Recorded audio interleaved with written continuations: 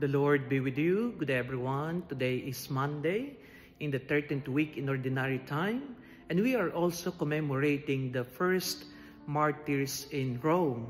Our Gospel is coming from St. Matthew chapter 8, verses 18 to 22. Jesus said, "The foxes have holes, the birds of the air have nests, but the Son of Man has nowhere to lay his head." That is a challenge to the man who was asking that he follow Jesus. He was being realistic in telling them that how difficult it is to follow Jesus, to do the will of God. We need to be radical in following Him.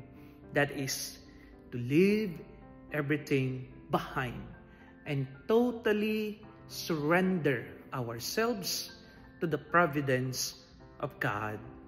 Maybe we can reflect on the lives of those martyrs in Rome. We knew how they suffered. They were killed, they were crucified, some of them were fed to lions. They literally shed their blood for the sake of following Jesus. And so our gospel for today is giving us that same challenge to follow God wholeheartedly and to be radical in giving ourselves to Jesus. That all our lives should be centered on following Jesus.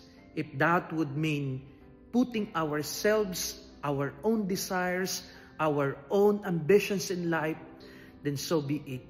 What matters is let the will of God be done first, and everything will follow. Let us ask the intercession of those holy martyrs that we may be faithful in our own following of the Lord. God bless.